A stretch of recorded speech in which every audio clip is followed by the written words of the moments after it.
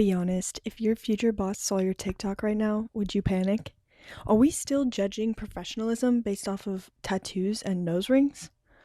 I've been thinking about this a lot recently because it seems like now in 2026, there are still some regulations in place when it comes to things like hair coloring, tattoos, piercings, nails, etc. But it's definitely not the same as it was. And I think some of those are completely justified and sometimes, most of the time, necessary. But I don't think that is the case for all of them.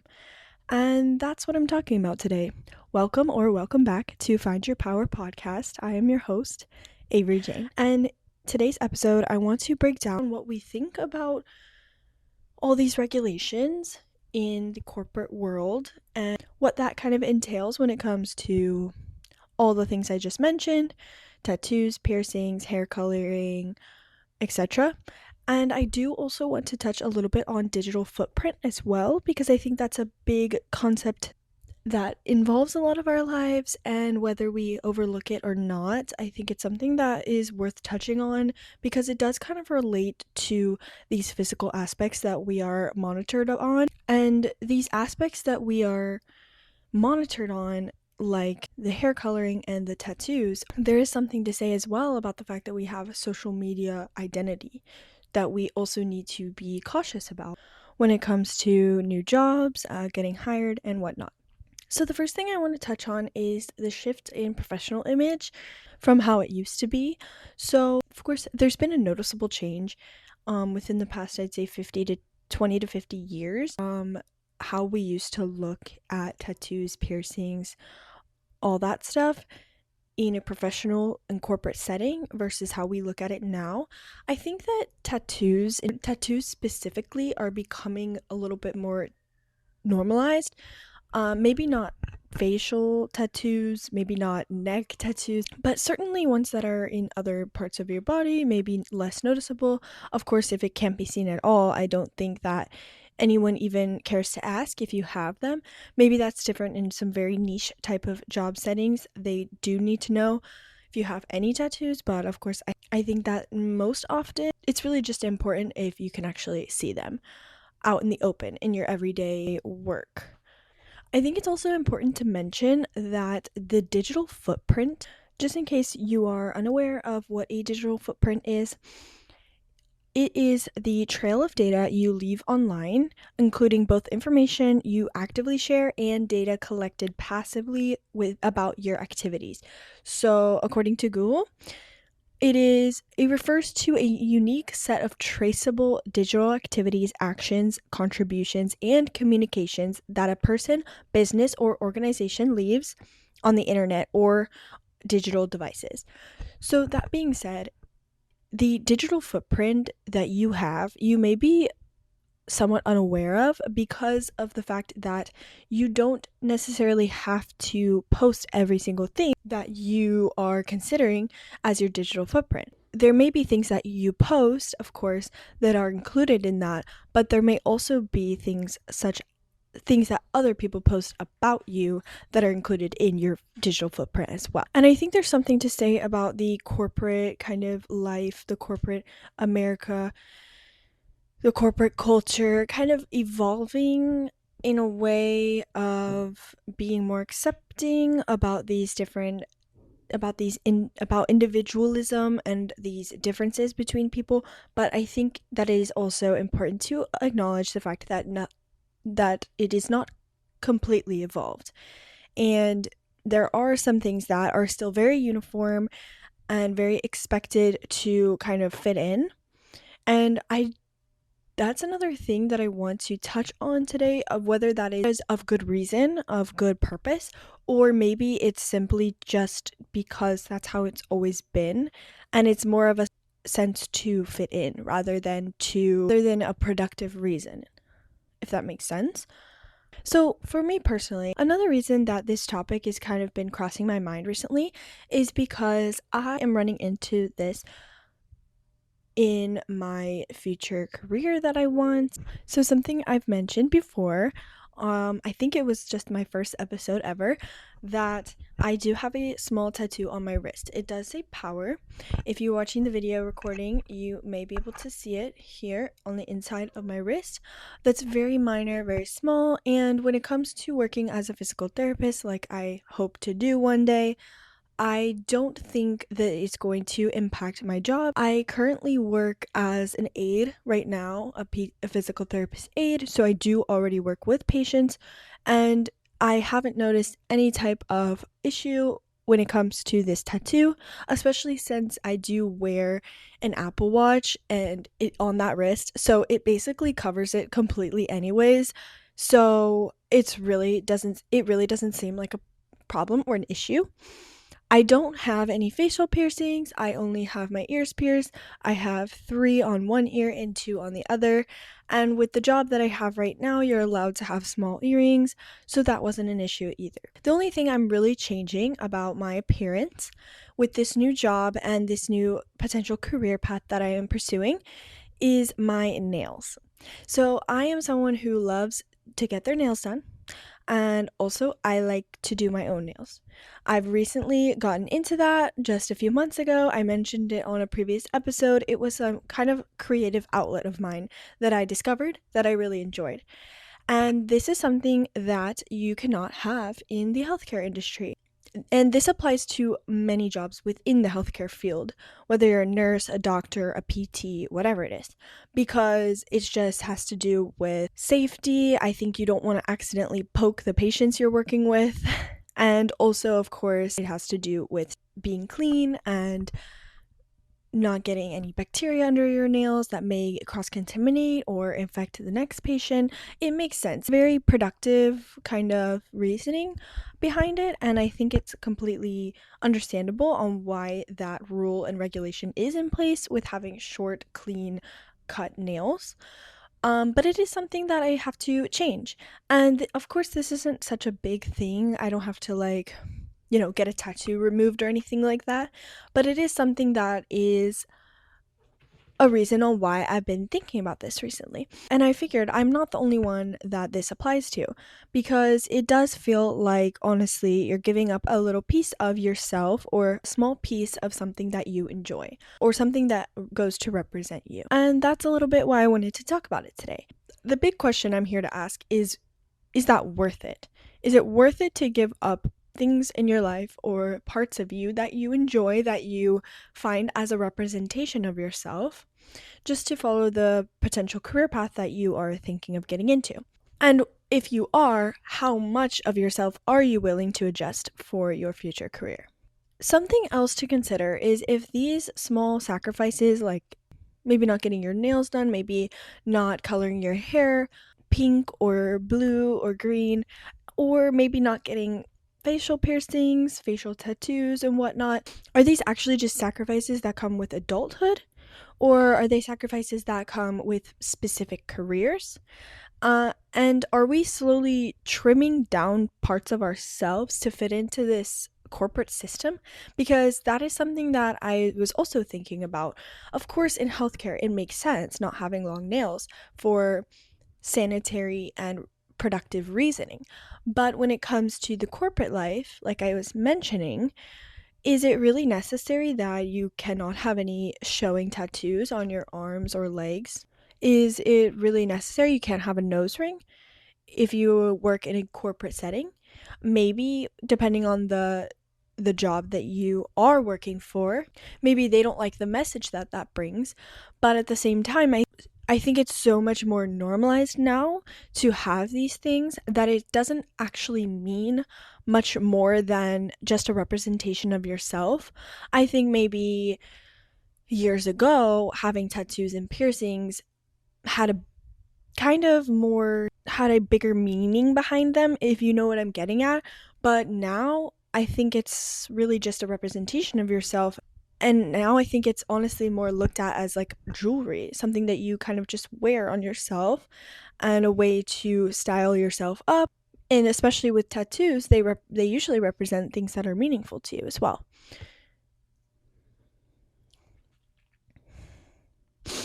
So that's really something to consider, because I think if something feels if something makes you feel creative or confident or helps you express yourself, does this mean that it is unprofessional, or does it just mean that it's different and it doesn't really fit in with the uniform that companies may look for?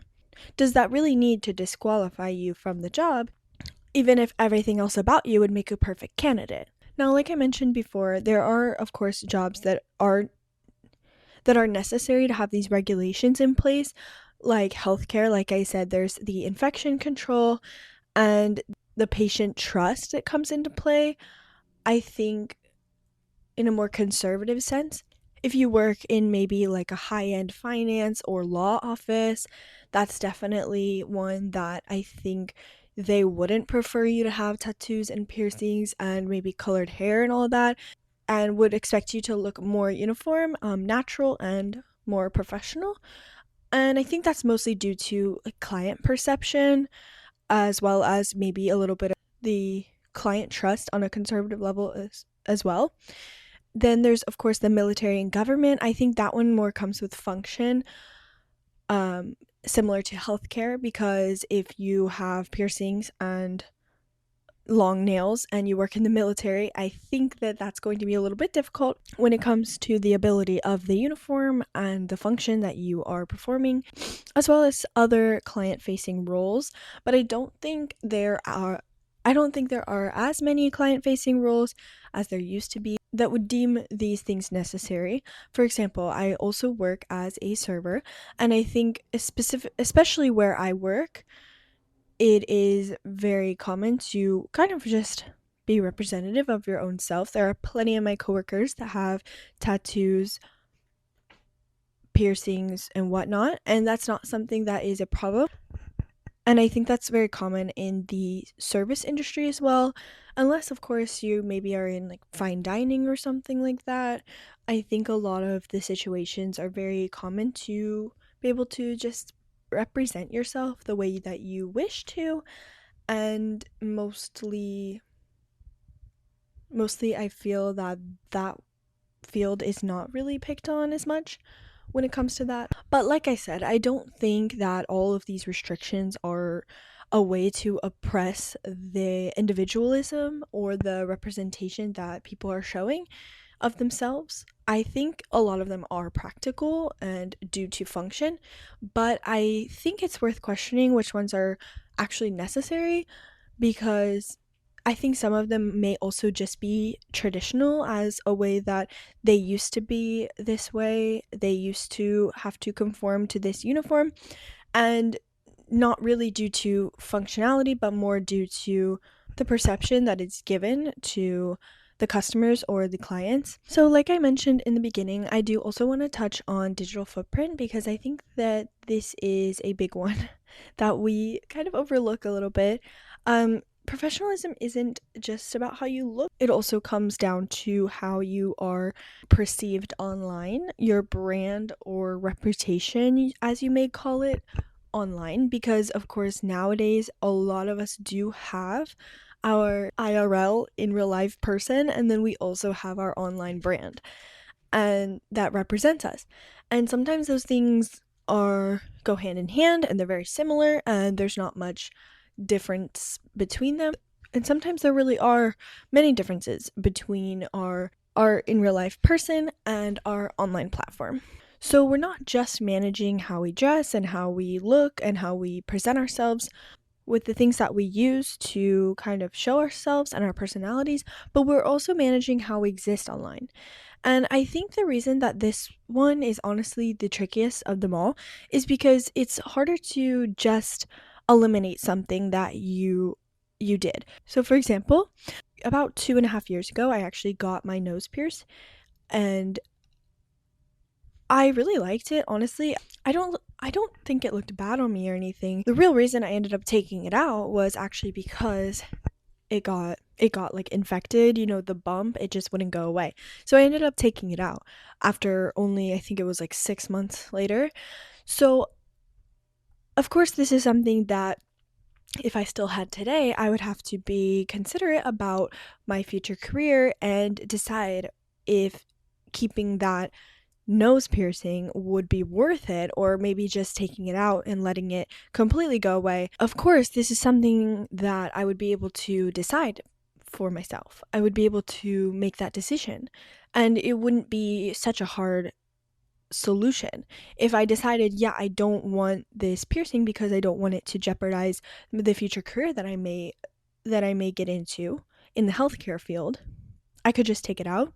It would close it. It would probably close up eventually, just like it did, and that would be it. The issue with digital footprint is it doesn't go away that easily. If you make a mistake when you're a kid, whether you film yourself or you are filmed by somebody else, consensually or not, if that is posted or it gets sent out somewhere and it is able to be tracked down back to you, that is something that is going to be out there for a long time. And I know this is probably something that we've heard so many times. If you're around my age, you grew up with social media all around you, this is probably something that you were taught in school and you've heard many times by your parents, by teachers, and whatnot, that digital footprint is something to consider and that you need to be careful on what you post and what you do when there's cameras around and when there's phones around filming and whatnot. But I am wondering if nowadays it's becoming a little bit more lenient. I really am not in the place to say whether this is true or not. But in my opinion, I feel that there's a chance that the future jobs and the corporate industry is becoming a bit more lenient when it comes to digital footprint, just because I think they're starting to realize how common it is nowadays for things to be posted online. And I would say maybe 20, 30 years ago, when our parents were kids, they didn't have to deal with this threat of being filmed all of the time, and they were allowed to just kind of be kids without that fear of the future digital footprint they may be getting from the activities that they're doing when they're in middle and high school. And of course, I think it's very important to be safe and be considerate of what you're doing and how that may impact your future self. But I think it's also completely reasonable to consider that kids make mistakes. And that's how we learn and that's how we grow. And I think if these mistakes are held against kids for long periods of time, 5 to 10 years down the line, if this is impacting the way that they're going to get their future career, I don't think I think that's something that needs to be a little bit more lenient. Of course, it depends on the situation. It depends on what these mistakes are. I'm not saying that every mistake is forgivable all of the time, but I am saying there should be a little bit more lenience, and I think there might be. In my opinion, I think they're starting to be a little bit more of this, but it's likely that middle age to older adults nowadays are realizing that the kids in that are our ages didn't have the same experiences growing up and had to be a bit more careful. I personally know quite a few situations when I was in middle and high school about people that made mistakes and it got posted. There were just too many situations when I was in middle and high school where people sent things around that were recorded, whether that was consensually or not.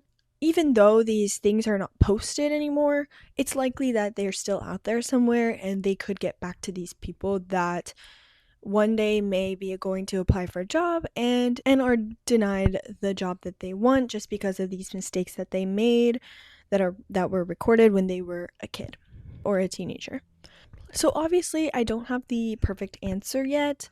I'm still figuring out where this balance is between deciding your future career and deciding what you're willing to give up in yourself and how you represent yourself, because there are of course things that need to be given up sometimes, like for me, my doing my nails, getting my nails done.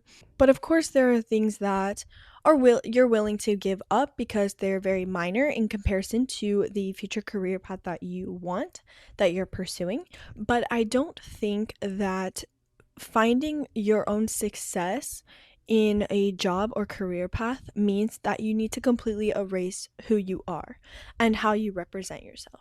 If you feel that you are having to erase many aspects of yourself, if you're having to hide the things that matter to you, or maybe stop doing the things that matter most to you, your outlets, your creative outlets and whatnot, then probably the path you're pursuing is not really going to feel like success even if you get into it. Because if you have to erase parts of yourself to be quote unquote successful, then you're not going to feel that.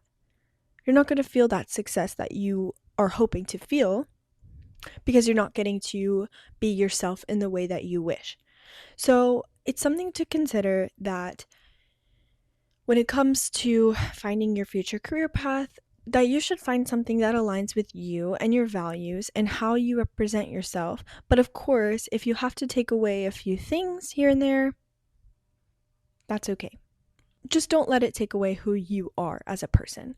And I will leave you guys with this today because I think finding your power might mean partly deciding which aspects of you are negotiable and which parts of you are not. That concludes today's episode. Thank you guys very much for tuning in and listening. Tune in every Thursday to listen or watch on YouTube or Spotify, or tune in for just audio only on Apple Podcasts, Amazon Podcasts, or Audible. Make sure to check out the Instagram or the TikTok at findyourpower_podcast and feel free to DM me there. Thank you guys again so much for tuning in and listening today. I appreciate you all for being here. If you enjoyed, please rate the podcast 5 stars on Apple or Spotify. It really helps the podcast grow. And leave any comments or reviews. If you listen to the podcast on the YouTube channel, I would really appreciate if you subscribe there and hit the bell notification to be notified each time I come out with a new episode. Also, if you have a family member or a friend that you think could benefit from this episode or the podcast in general, we don't gatekeep here. Please send this to them and they may thank you later for it. And lastly, if you'd like to be featured for an interview on Find Your Power podcast, please shoot me an email at the email linked in the podcast description section, or you can shoot me a DM on the Instagram at findyourpower_podcast. I will talk to you guys again soon, and don't forget, we will find your power.